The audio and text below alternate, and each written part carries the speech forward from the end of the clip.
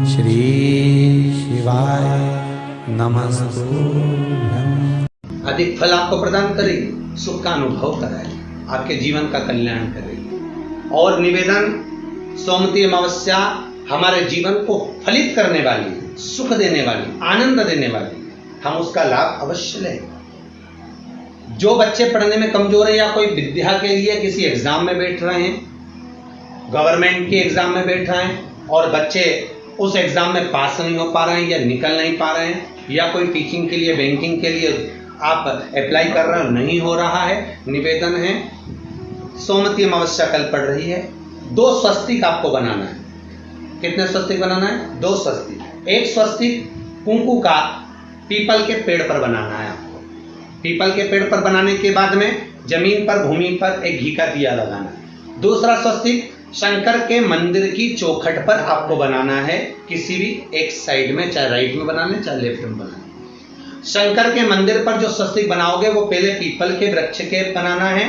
People के वृक्ष के बनाने के बाद में शंकर के मंदिर में शाम के समय आप जाकर स्वस्तिक बना सकते हैं।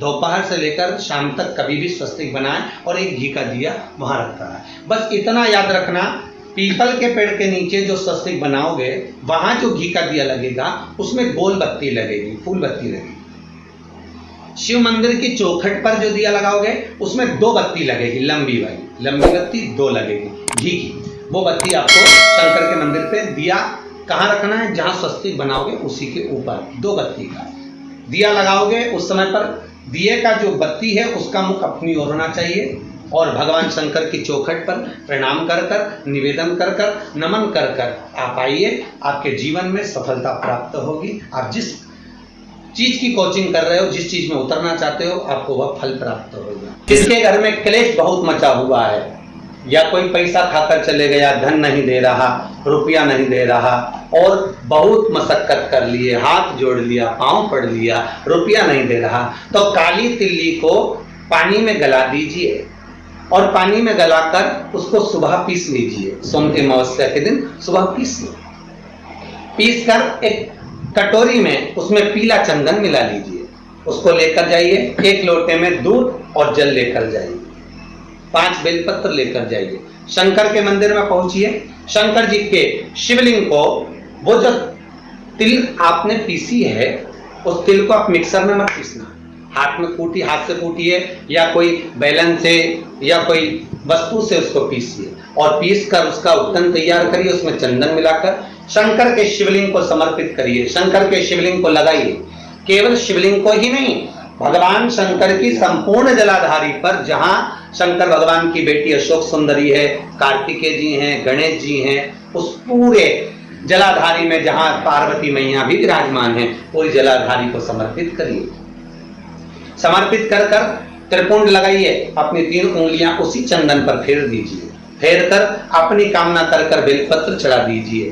5 या 7 बेलपत्र आपके भाव से आप शिव को समर्पित कर दीजिए। समर्पित कर कर हाथ में कलश लेकर, दूध और जल मिला हुआ पात्र लेकर शंकर को समर्पित करिए और बाबा भोलेनाथ से विनती करिए कि जिस व्यक्ति ने हमारा धन खाया है, जिस व्यक्ति ने पैसा रख लिया या कोई लेकर चले गया या कोई ऐसा काम हो गया कि वो धन आ ही नहीं रहा है, बहुत तकलीफ में है, तो बाबा से विनती करो। मुझे पूरी उम्मीद है कि सोमवती अमावस्या इस बार आप जो कर रहे हैं, अगली सोमवती अमावस्या जब आएगी, इतनी प्रसन्न चित्त में आप ये पूजन करेंगे, वापिस करेंगे और पूरे परिवार समेत करेंगे। जब आपका धन आ जाएगा, वैभव हो जाएगा, तो आप वापिस उसको धारण करेंगे। फिर नहीं, और लिख के रखना, अगली सोमवती को फिर करना। जब सोमवती अमावस्या पड़े फिर उसको करिएगा, आपको फल अधिक मिलेगा। जिन कन्या और वर के विवाह नहीं हो रहे, वो सोमवती अमावस्या के दिन जाकर बाबा पीपल के पेड़ की फेरी अवश्य दें। 108 नहीं बने 7 अवश्य दें।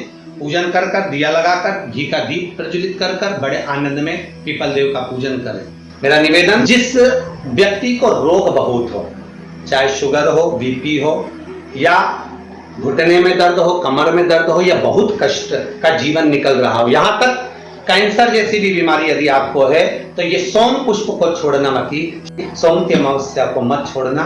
निवेदन है, आप एक पात्र जल जिसमें पीला चंदन, पात्र के जल में एक कलश में जल लीजिएगा, उसमें पीला चंदन घोल लीजिए पीला चंदन घोलकर उसमें थोड़ी सी काली मिर्ची पीस कर मिला लीजिए।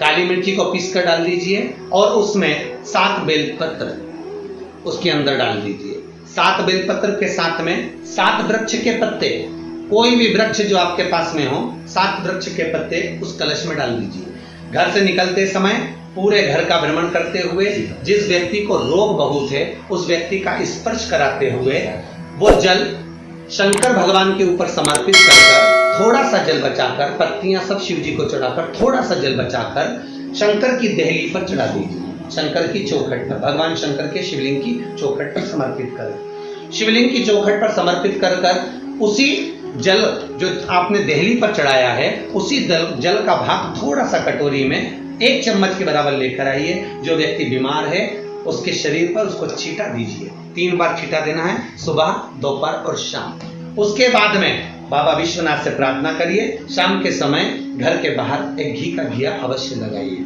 मुझे पूर्ण उम्मीद है सोमती अमावस्या रोग मुक्त करेगी, अधिक फल आपको प्रदान करेगी, सुख का अनुभव कराएगी, आपके जीवन का कल्याण करेगी। सोमती अमावस्या के दिन कि गाय जब अपने बछड़े को दूध पिलाए और बछड़े के मुख पर जो फेन आए उस फेन को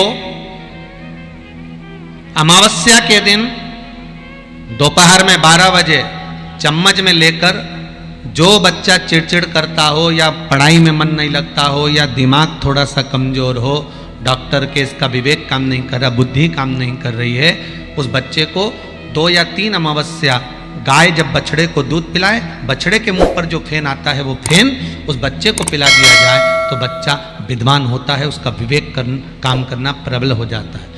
जिसके शरीर पर सफेद दाग पड़ गए हों, चर्म रोग हो गया हो, चमड़ी सफेद पड़ गई हो, पूर्णिमा के दिन गाय जब अपने बछड़े को दूध पिलाए उस बछड़े का मुख में जो फेन आए उसको निकाल लीजिए।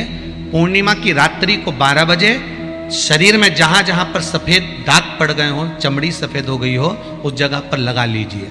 चंद्रमा की रोशनी में कम से कम आधा घंटा बैठ जाइए और बैठने के बाद में उसके बाद में फिर स्नान कर लीजिए।